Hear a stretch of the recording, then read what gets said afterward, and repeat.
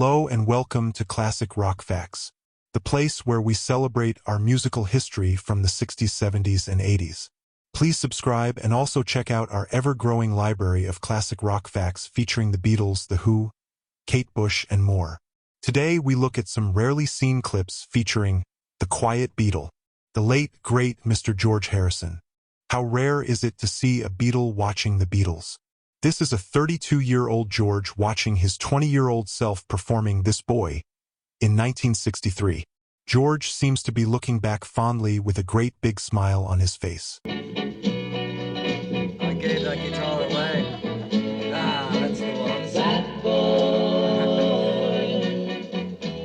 took my love away.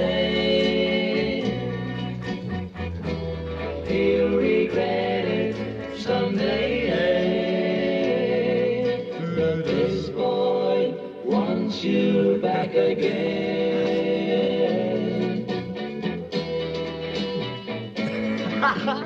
That boy isn't good for you. Though he may want you to. Good song though. This boy wants you back again. John was as blind as a bat, and he'd never wear his glasses, so he couldn't see a thing. And this boy would be happy just to love you. Double track. But oh my, that boy won't be happy till he's seen you cry. On February 5, 1977, George appeared on the German music show Disco 77. He played this song, off of his album 33 and a Third. He had written the song after enduring a week-long copyright infringement trial in September of 1976. George lost the lawsuit and was ordered to pay $1.5 million to Bright Tunes. Obviously lip-syncing, this is the only time George ever played alone on stage in his career.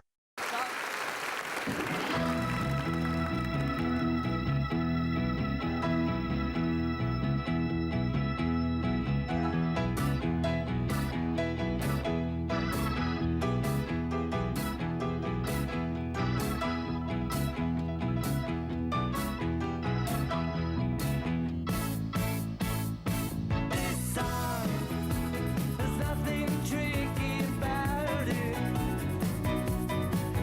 This song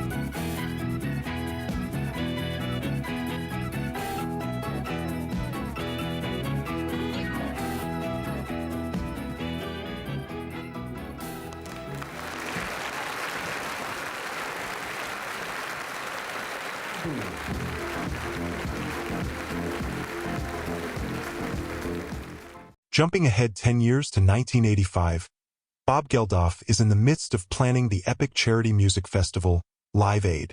75 performers raised over $245 million for famine relief in Africa at that event. Paul McCartney had already committed to closing the London portion of the show at Wembley Stadium with the song Let It Be.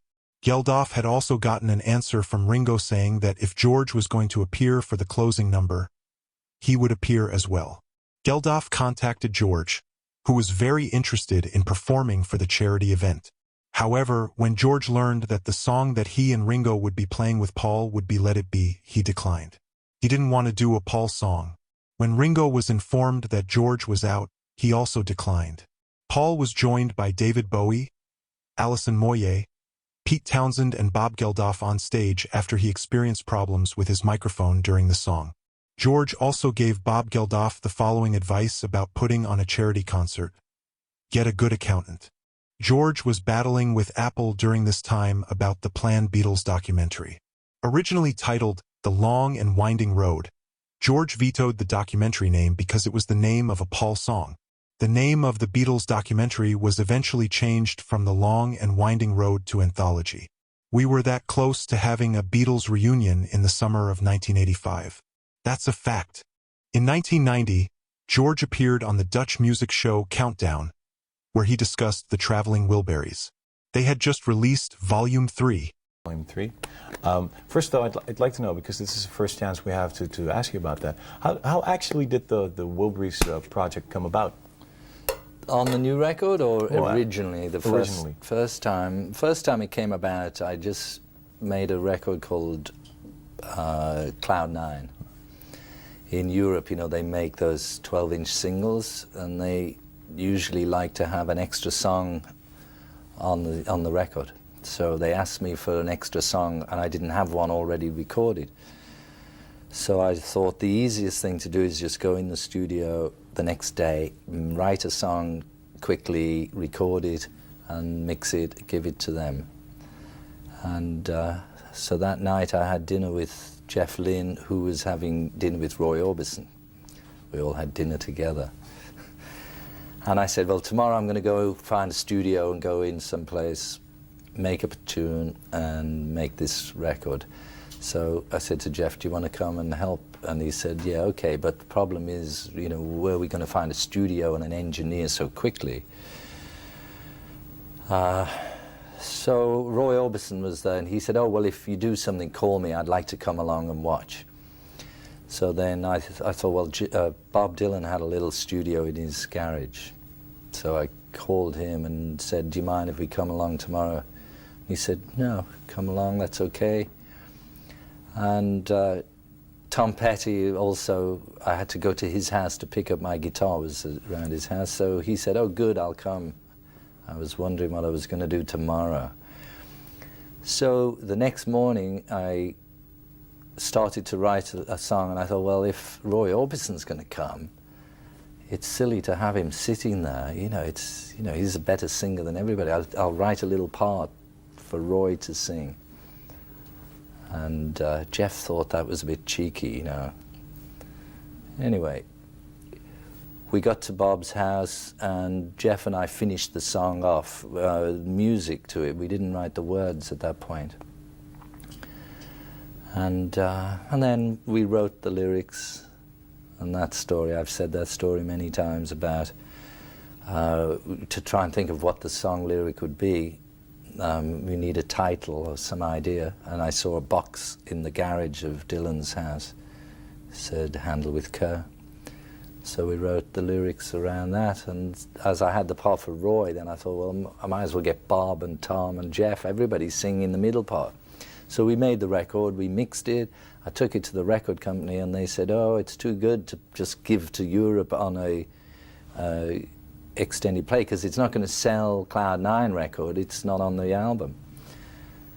And they didn't want it to be imported to America and for it to have no value. So I just kept the tape in my pocket, I kept playing it. I thought, well, the only thing I can think of doing is, if we did that one song in one day, all we need is 9 days with Bob and Roy, everybody, and we make an album. So that's what I did. I asked them to, let's make an album. So basically, you're the one who initiated the Traveling Wilburys as a group. Well, yeah, it came about by those circumstances. And it just happened that Roy and Bob and Tom, everybody was there. And doesn't this success put the same pressure on you as it did, like when you each were solo? You mean for the new record? Yeah. Well, as Tom Petty said in an interview we did in America, he said there was so much pressure we decided to avoid Volume 2 and just go straight to Volume 3, where there was no pressure. Yeah, whose idea was that, to name it Volume 3? This will drive the collectors crazy. Yeah. Oh, I thought of that because it was, it's obvious, you know, Volume 1, Volume 2. It's too obvious, you know, you had to make it Volume 3, just you know, for the change. Who knows? Now, when are the Traveling Wilburys actually going to travel? Well, we're traveling all the time. I just travel now to get here. Mm-hmm. And when are they going to Bob's travel? on the road constantly. Yeah, but when are they going to travel with instruments? Together, you to mean halls, to do a and- concert? Yeah. I don't know. Ever thought about Have it? to Or wait ever and talked see. about it? Everybody, all the time. That's all everybody talks about. Mhm. But at the moment, we don't have any plan. But it doesn't mean it may never happen. Maybe we'll do something.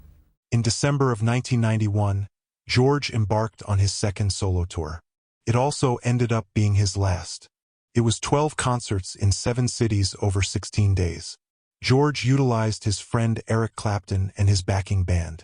George later stated that he wanted to get Eric back out into the world after the tragic death of Eric's 4-year-old son Connor, when he fell 45 stories out of an open window at Eric's home just 9 months earlier.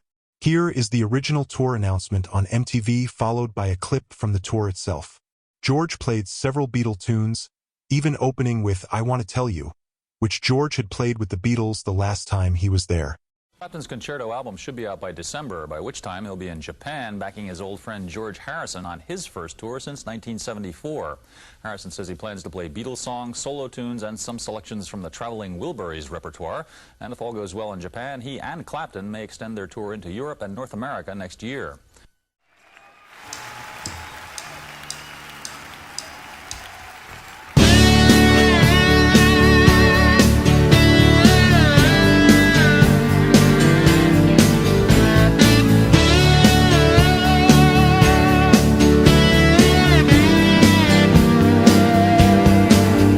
I can see by your grin, trembling within.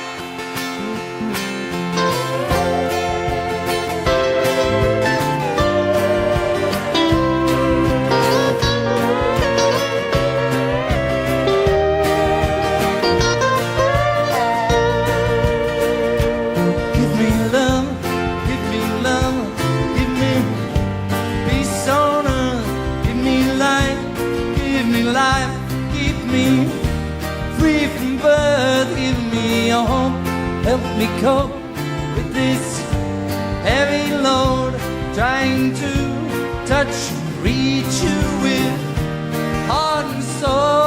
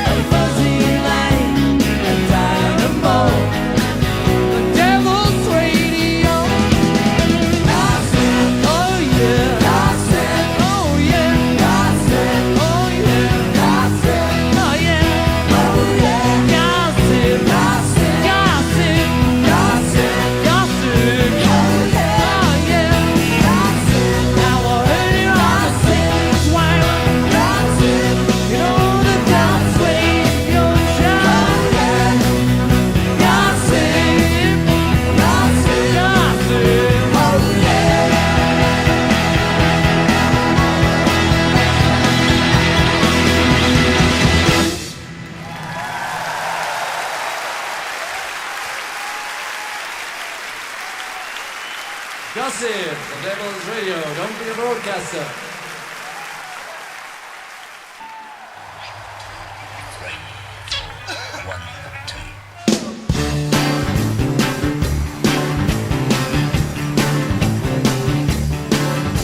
Let me tell you how it will be.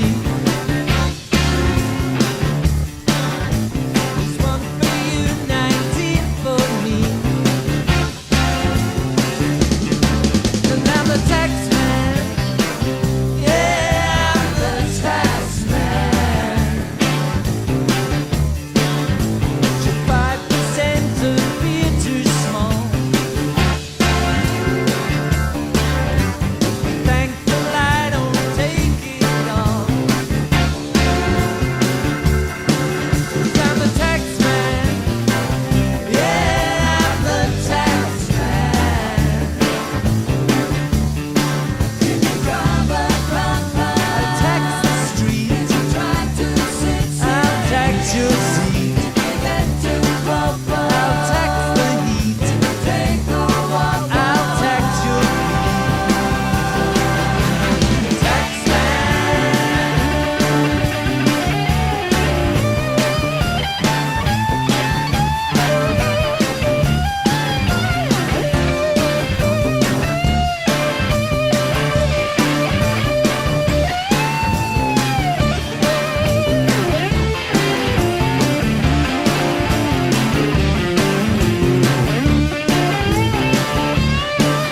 I'm the tax man.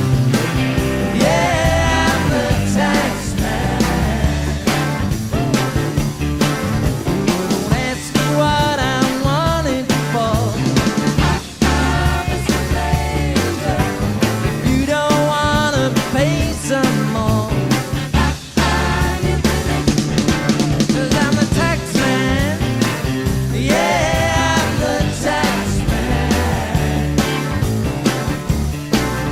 If I reduce it down, you see, get back more with the VAT. 'Cause I'm the tax man. Yeah, I'm the tax man.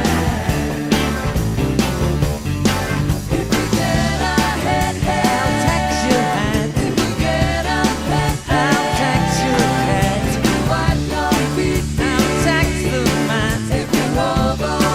I'll tax your fat.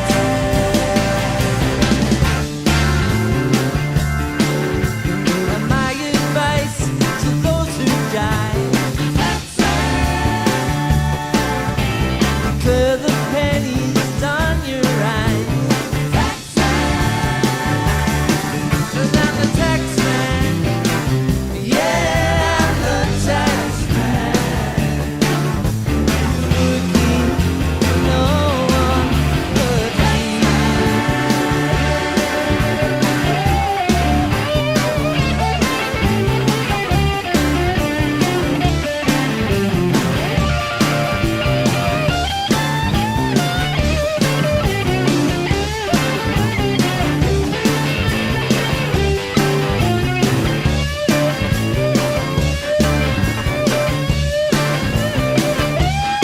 Yes, I'm the tax man. Yeah, I'm the tax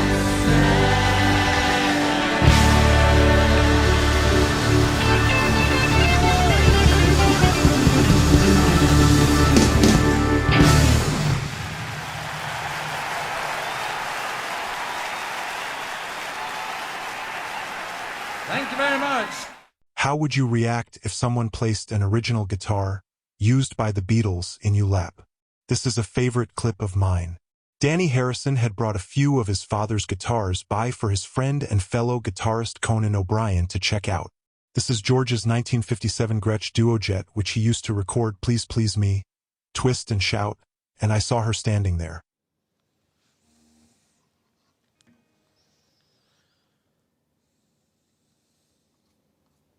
I can't believe you're giving this to me. This is incredible. Be one of the most awkward misunderstandings of all time.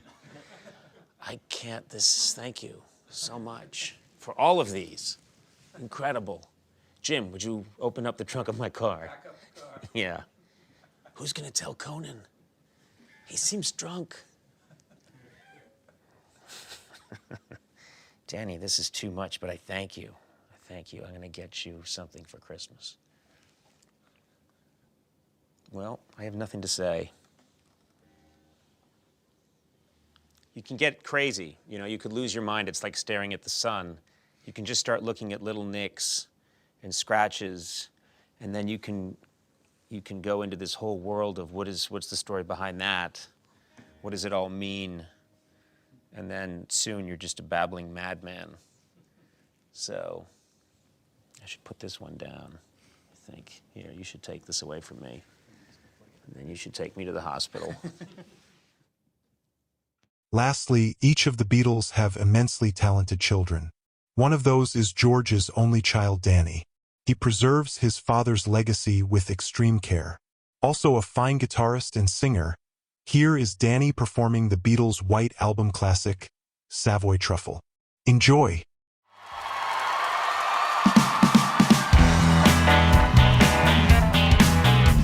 Cream tangerine, Montelimon,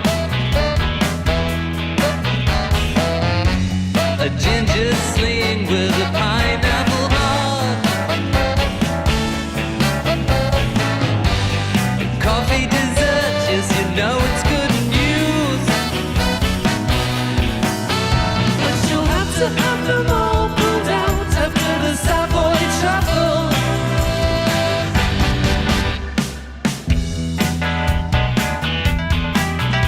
Cool cherry cream, nice apple tart,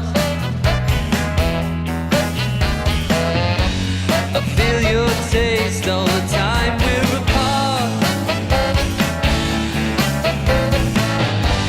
The coconut fudge, yes, you know it blows down all the booze, but you'll have to have them all pulled out after the Savoy Truffle. You might not feel it now, but when the pain cuts through, you're gonna know and how. The sweat's just gonna fill your head. When it becomes too much, you're gonna shout it loud.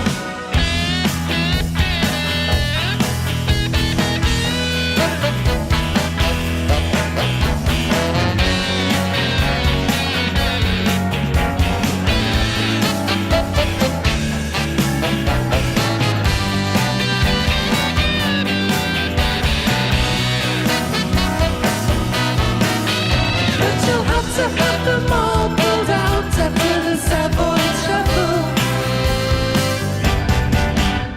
You know that what you eat you are, but what is sweet now turns so sour. We all know bloody blood dawn, but can you show me who you are? Cream tangerine, Montelimon, a ginger sling with a pineapple heart, a coffee dessert, yes, you know it's good news,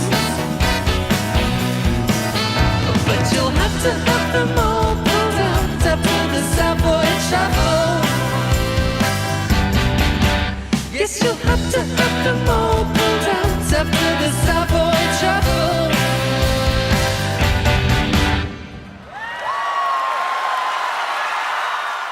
I hope you have enjoyed some unique George Harrison moments. He, along with Paul, John, and Ringo, created some of the most influential music in recent history.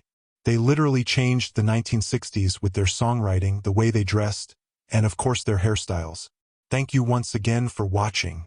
Feel free to leave a comment and subscribe.